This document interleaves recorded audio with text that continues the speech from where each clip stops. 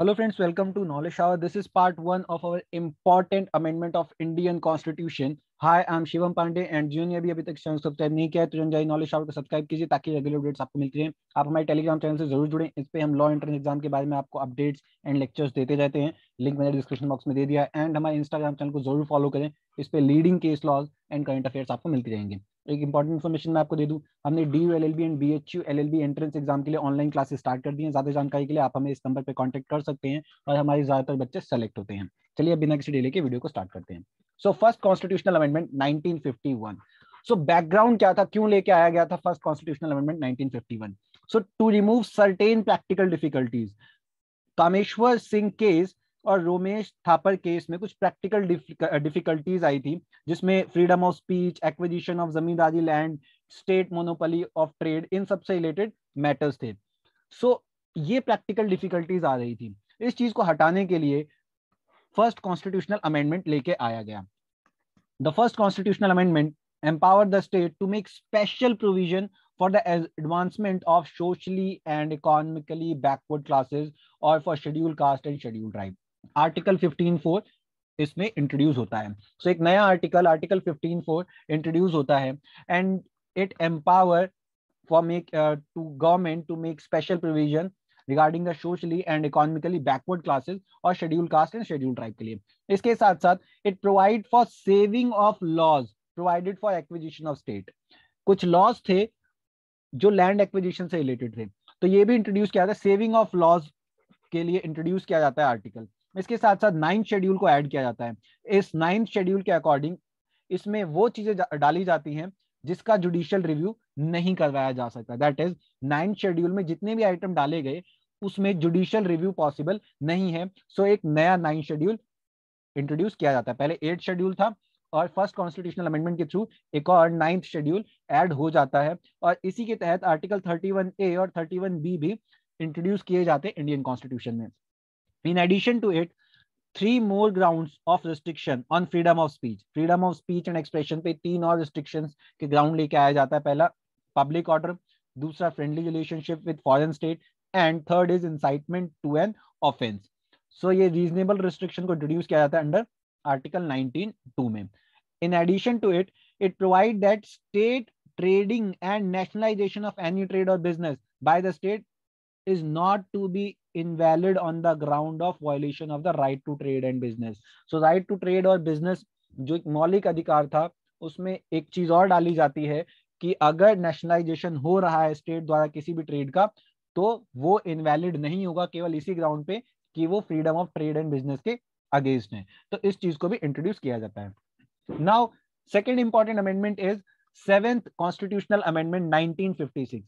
सो इसके बाद first constitutional amendment के बाद 7th constitutional amendment act 1956 is important. ये कॉन्स्टिट्यूशनल अमेंडमेंट एक्ट लेके आया जाता है to implement the recommendation of the state reorganisation commission and to implement the state reorganisation act 1956। So state reorganisation act 1956 जिसके तहत कुछ राज्य बने थे, Andhra Pradesh, Bombay, Kerala. It basically it's not a राज्य। आंध्र प्रदेश हो गया, केरला हो गया, मध्य प्रदेश हो गया। ये जो स्टेट्स थे जो इसके as result of state reorganisation commission के थ्रू आए थे, सो इसके लिए 7th कॉन्स्टिट्यूशनल अमेंडमेंट इस वजह से लेके आया जाता है। और इसमें क्या किया जाता है, इसके तहत 2nd और 7th शेड्यूल को अमेंड कर दिया जाता है। 2nd and 7th schedule were amended and जो part A, part B, part C and part D states था इसको अबॉलिश करके 14 स्टेट और 6 यूनियन टेरिटरीज बनाई जाती हैं। So it is very much important, point number 2 is very much important कि part A B C D जो states थे उनको अबॉलिश कर दिया जाता है। इसके साथ साथ it extended the jurisdiction of high court to union territories. तो हाई कोर्ट का जुरिस्डिक्शन अब यूनियन टेरिटरी तक भी लागू कर दिया जाता है, जो रिस्पेक्टिव हाई कोर्ट है उसके आसपास जो यूनियन टेरिटरी है। And it provide for establishment of common high court for 2 और more state. It is very much important कि 2 और 2 से ज्यादा स्टेट के लिए एक कॉमन हाई कोर्ट की स्थापना की बात कर दी जाती है। एंड इसके साथ साथ कॉमन गवर्नर के अपॉइंटमेंट की बात की जाती है। फॉर 2 और more state common governor appoint हो सकते हैं और यूनियन टेरिटरी के लिए ये बात भी की जाती है। इन एडिशन टू इट ये बात करता है appointment of additional and acting जजेस of the high court. High court के लिए एडिशनल एक्टिंग जजेस के अपॉइंटमेंट की भी बात करता है। उसके साथ साथ इस facilitate for the instruction in mother tongue. Primary stage पे मदर टंग में इंस्ट्रक्शन हो उसकी बात भी करता है, और आर्टिकल 350A और आर्टिकल 350B का इंट्रोडक्शन होता है, जिसमें 350B बात करता है special officer for linguistic minority. अब आगे बढ़ते हैं, और इसके बाद क्या होता है कि नेहरू नून एग्रीमेंट होता है बेरूबरी यूनियन के लिए। Berubari union 9th constitutional amendment का कारण होता है, जो 1960 में आता है। होता यह है कि नेहरू कुछ टेरिटरीज थी पाकिस्तान की, जो हमारी टेरिटरीज में आती थी, तो इंडिया की कुछ टेरिटरीज थी जो पाकिस्तान में, जो बांग्लादेश साइड है, जो पहले पाकिस्तान में आता था, वहां आती थी। तो इसके लिए नेहरू नून एग्रीमेंट होता है। तो इस चीज का विरोध जो है वेस्ट बंगाल करता है, वेस्ट बंगाल गवर्नमेंट इस चीज का विरोध करती है। तो इसके इन रिस्पॉन्स में यूनियन इसको सुप्रीम कोर्ट में चैलेंज कर देती है। तो सुप्रीम कोर्ट इस केस में यह डिसीजन देता है कि आर्टिकल 3 के तहत यूनियन के पास ये पावर नहीं है कि भारत की कोई भी टेरिटरी वो सेसीड कर सके, मतलब उसको तोड़कर दूसरे देश में दे सके और भारत की टेरिटरीज को छोटा कर सके। उनके पास ये अधिकार है कि वो स्टेट की टेरिटरीज को छोटा बड़ा कर सकते हैं, लेकिन इंडिया एज अ होल उसकी टेरिटरी में कोई चेंज नहीं कर सकते। और वो केवल ये तभी कर सकते हैं जब वो आर्टिकल 368 के तहत कोई अमेंडमेंट लेके आते हैं। तो as a result 9th constitutional amendment 1916 लेके आया जाता है, and it facilitated the cession of the Indian territory of the Beri union, जो वेस्ट बंगाल में लोकेटेड है, to Pakistan as provided in Indo Pakistan agreement 1958, और ये अमेंडमेंट लेके आया जाता है। इसके बाद 10th कॉन्स्टिट्यूशनल अमेंडमेंट 1961 के तहत दादरा नगर एंड हवेली, इसको यूनियन टेरिटरी का पार्ट बनाया जाता है, और इसको पोर्तुगल से एक्वायर करके इंडिया की यूनियन टेरिटरी का पार्ट बना दिया जाता है। इसके बाद 11th कॉन्स्टिट्यूशनल अमेंडमेंट आता है, जो procedure of election of vice president ये लेट डाउन करता है, और इसके लिए एक इलेक्ट्रल कॉलेज बनाता है वाइस प्रेसिडेंट के इलेक्शन के लिए, जिसमें लोकसभा एंड राज्यसभा के मेंबर्स होते हैं। आप मुझे कमेंट सेक्शन में बताएंगे इलेक्टेड एंड नॉमिनेटेड कौन से मेंबर होते हैं, या दोनों होते हैं। इसके साथ साथ जो प्रीवियस प्रैक्टिस थी कि दोनों हाउस मिलेंगे और उसके बाद वोट करेंगे वाइस प्रेसिडेंट के लिए, वो चीज खत्म कर दी जाती है और एक इलेक्ट्रल कॉलेज बनाया जाता है। इन एडिशन टू इट, इस कॉन्स्टिट्यूशनल अमेंडमेंट के थ्रू ये भी डाला जाता है कि इलेक्शन ऑफ द प्रेसिडेंट और वाइस प्रेसिडेंट और प्रेसिडेंट के इलेक्शन को केवल इस बात पे चैलेंज नहीं कर सकते कि कोई स्टेट असेंबली भंग है और इसलिए अब उनका इलेक्शन ना करवाया जाए।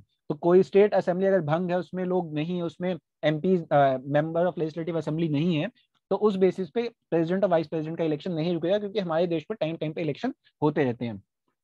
फिर आता है 12th, 13 and 14th amendment. 12th, 13 and 14 amendment important इसलिए भी है क्योंकि 12th अमेंडमेंट 1962 के तहत गोवा, दमन एंड दीव को इनकॉर्पोरेट किया जाता है यूनियन ऑफ इंडिया में as a union territory. 13 amendment के through Nagaland was formed with special status, Nagaland को स्पेशल स्टेटस दिया जाता है under article 371A। And 14 constitutional amendment के through Puducherry, that is Pondicherry, इसको भारतीय यूनियन का पार्ट बना लिया जाता है, इंडियन यूनियन का।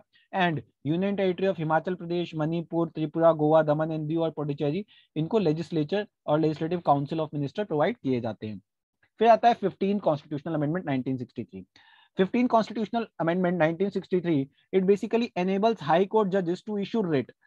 कोई भी ऐसा मैटर है, मान लीजिए उनके एरिया में हुआ है और वो बंदा उनकी जुरिस्डिक्शन से बाहर चला गया, तब भी वो उसको प्रैक्टिस कर सकते हैं, उसको उस पर रिट इशू कर सकते हैं टू एनी पर्सन और authority even outside it's territorial jurisdiction if the cause of action arises with in its territorial limit. मतलब क्या है, अगर उनके टेरिटोरियल लिमिट में, ये उनकी टेरिटोरियल लिमिट है और कॉज ऑफ एक्शन अगर यहाँ अराइज हुआ है, तो पर्सन चाहे बाहर क्यों इस टेरिटरी में क्यों ना रहता हो, वो उसके रिगार्डिंग रिट इशू कर सकते हैं। इसके साथ साथ जो retirement age of high court जजेस है, वो 60 साल से बढ़ा के 62 साल कर दी गई, दैट इज 60 to 62 कर दी गई by 15 constitutional amendment 1963.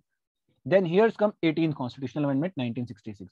So 18th constitutional amendment 1966 के through it actually made clear that the power of parliament to form a new state also include power to form a new state or union territory by uniting a part of state or union territory to another state or union territory। मतलब क्या है, मतलब ये है कि article 3 के तहत जो पार्लियामेंट की पावर है वो नया स्टेट बनाने की पावर है, लेकिन इसमें यह भी इंक्लूड होता है कि पार्लियामेंट जो है दो स्टेट के साथ साथ यूनियन टेरिटरी को भी, दो यूनियन टेरिटरी को मिला के एक स्टेट में कन्वर्ट कर सकता है, या फिर एक स्टेट को दो यूनियन टेरिटरी में बांट सकता है, जैसे जम्मू एंड कश्मीर का किया है, एक स्टेट था लेकिन उसको दो यूनियन टेरिटरी में बांट दिया है। तो 18th कॉन्स्टिट्यूशनल अमेंडमेंट के थ्रू इसको इंट्रोड्यूस किया गया था, and there was a case of Ram Kishore जिसके थ्रू ये अमेंडमेंट आया था, और बहुत ही इंपॉर्टेंट है ये। सो यूनियन और स्टेट दो यूनियन को मिला के एक स्टेट बनाया जा सकता है, या एक यूनियन एक स्टेट को मिला के एक स्टेट बनाया जा सकता है, या एक यूनियन को एक स्टेट को डिवाइड करके यूनियन दो बनाए जा सकते हैं। And it actually created new state namely Punjab and Haryana. Punjab और हरियाणा दो अलग स्टेट बांट दिए जाते हैं। देन हियर्स कम 21st कॉन्स्टिट्यूशनल अमेंडमेंट 1967, जिसके तहत सिंधी को 15th लैंग्वेज बनाई जाती है, 15th लैंग्वेज ऑफिशियल लैंग्वेज बनाई जाती है, and it was incorporated in 8th schedule. So 8th schedule of Indian constitution talks about official language, and हमारी टोटल 22 ऑफिशियल लैंग्वेज, जिसमें 21st कॉन्स्टिट्यूशनल अमेंडमेंट के थ्रू सिंधी को ऑफिशियल लैंग्वेज बनाया जाता है। It was 15th official language.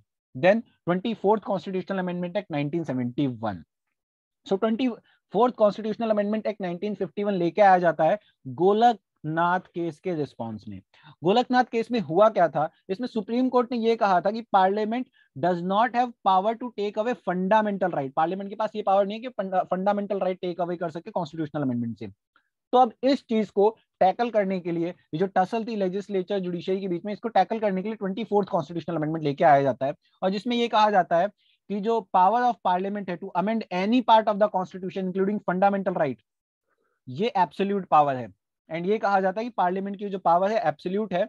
और इसके लिए क्या किया जाता है, 13(4) लेके आया जाता है, आर्टिकल 13(4) इंट्रोड्यूस होता है, आर्टिकल 13 को मॉडिफाई किया जाता है। इसके साथ साथ आर्टिकल 368 को भी पूरी तरीके से मॉडिफाई कर दिया जाता है। And as per this amendment it made compulsory for the president to give his assent to a constitutional amendment bill। मतलब क्या है कि अगर कोई कॉन्स्टिट्यूशनल अमेंडमेंट बिल दोनों हाउसेस से पास होके, लोकसभा एंड राज्यसभा से पास होके अगर ये प्रेसिडेंट के पास गया है, तो प्रेसिडेंट को असेंट देना ही देना पड़ेगा अगर कॉन्स्टिट्यूशनल अमेंडमेंट बिल की बात है। ऑर्डिनरी बिल में तो रिकमेंडेशन के लिए वापस दे सकते हैं एक बार, लेकिन कॉन्स्टिट्यूशनल अमेंडमेंट बिल में उनको साइन करना ही करना पड़ेगा। 24th कॉन्स्टिट्यूशनल अमेंडमेंट से इसको कर दिया जाता है बिल्कुल लागू। उसके बाद आता है 25th कॉन्स्टिट्यूशनल अमेंडमेंट एक्ट। इसके थ्रू राइट टू प्रॉपर्टी जो फंडामेंटल राइट है, इसको थोड़ा कर्टेल किया जाता है। And in addition to it ये बात भी इंट्रोड्यूस की जाती है अगर कोई कानून बनाए जा रहे हैं directive principle of state policy को एनहांस करने के लिए, like directive principle of state policy को प्रैक्टिकल स्वरूप देने के लिए, स्पेशली आर्टिकल 39B और 39C के तहत जो चीजें आती हैं, तो उसको आप आर्टिकल 14, 19 और 31 के तहत चैलेंज नहीं कर सकते on the ground of violation of your fundamental right guaranteed under these article. तो अगर कोई कानून बनाए जा रहे हैं 39B और 39C को एक स्वरूप देने के लिए, एक प्रैक्टिकल संरचना देने के लिए, तो आप इन आर्टिकल्स का यूज करके, उसके वायलेशन का ग्राउंड यूज करके ये नहीं कह सकते कि आप ये आर्टिकल जो है ये स्ट्रक डाउन किया जाए, वर्क जो हो जाए इसको लॉस को स्ट्रक डाउन किया जाए। सो ये जो है इंट्रोड्यूस किया जाता है bye 25th constitutional amendment. Then उसके बाद आता है 26th कॉन्स्टिट्यूशनल अमेंडमेंट एक्ट 1971। बड़ा इंपॉर्टेंट है। इसके थ्रू क्या किया जाता है, प्राइवेट पर्स को अबॉलिश कर दिया जाता है और जो प्रिविलेजेस थे किंग्स के वो अबॉलिश कर दिए जाते हैं। क्या था कि जो हमारे रजवाड़े से जब देश आजाद हुआ था, तो जो राजा महाराजा थे उनकी इनकम का सोर्स बंद हो रहा था। क्यों? क्योंकि उनकी इनकम तो उनके स्टेट से ही आती थी।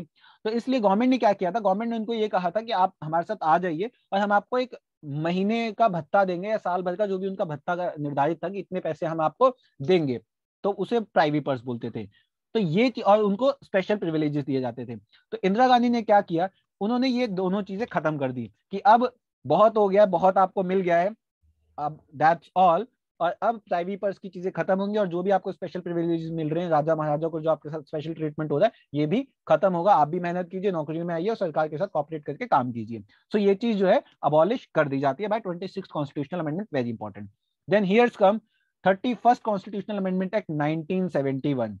पॉपुलेशन में इंक्रीज होता है एंड सेंसस होता है 1971 में, जिसके तहत लोकसभा की सीट्स इंक्रीज होती हैं 525 से, अब वो इंक्रीज होके 545 545 हो जाती हैं। Then 35th and 36th constitutional amendment act Sikkim से रिलेटेड है। 35th कॉन्स्टिट्यूशनल अमेंडमेंट एक्ट के तहत सिक्किम जो पहले प्रोटेक्टरेट स्टेटस हमने जिसको दे रखा था, उसको अब हम एसोसिएट स्टेट बना लेते हैं इंडियन यूनियन का, और 10th शेड्यूल को ऐड करते हैं विच laid down the terms and condition of association of Sikkim with union territory of India. That is, India के साथ एसोसिएट होने के लिए 10th शेड्यूल हम बनाते हैं, उसमें हम डालते हैं कि क्या क्या टर्म्स एंड कंडीशन होंगी। उसके बाद क्या होता है, उसके बाद फिर 36 कॉन्स्टिट्यूशनल अमेंडमेंट एक्ट 1975 हम लेके आते हैं। This is very very important. और इसके तहत सिक्किम भारत का एक फुल फ्लेज स्टेट बन जाता है। हम 10th शेड्यूल जो हमने इंट्रोड्यूस किया था 35th कॉन्स्टिट्यूशनल अमेंडमेंट के तहत, उसको हम खत्म कर देते हैं, 10th शेड्यूल को हटा देते हैं। फिर आता है 38th constitutional amendment act 1975। Very important. It made the declaration of emergency by the president non justiciable. मतलब क्या है कि अगर प्रेसिडेंट ने इमरजेंसी डिक्लेयर की है तो आप इसको किसी कोर्ट ऑफ लॉ में आप इसको चैलेंज नहीं कर सकते और कोर्ट इसको डिसाइड नहीं करेगा कि इमरजेंसी सही है या गलत है। सो डिक्लेरेशन ऑफ इमरजेंसी को नॉन जस्टिशिएबल बना दिया जाता है। और इसके साथ साथ कोई अगर प्रोमलगेशन ऑफ ऑर्डिनेंस हो रहा है, कोई ऑर्डिनेंस प्रोमलगेट किया जा रहा है प्रेसिडेंट और गवर्नर द्वारा, या फिर कोई एडमिनिस्ट्रेटर है यूनियन टेरिटरी का उसके द्वारा, तो ये भी नॉन जस्टिशिएबल होगा, इसको भी आप कोर्ट में चैलेंज नहीं कर सकते हैं। इसके साथ साथ it empower the president to declare different proclamation of national emergency on different ground simultaneously. मतलब क्या है कि वो जो प्रोक्लेमेशन है प्रेसिडेंट चाहे तो डिफरेंट डिफरेंट ग्राउंड पे, अलग अलग ग्राउंड पे वो कई बार प्रोक्लेमेशन कर सकता है। ये एक साथ कई बार प्रोक्लेमेशन कर सकता है। 38th कॉन्स्टिट्यूशनल अमेंडमेंट द्वारा इसको इंट्रोड्यूस किया गया। So that's all for today for this video. Thank you so much for watching. Please stay tuned for next part. Thank you so much.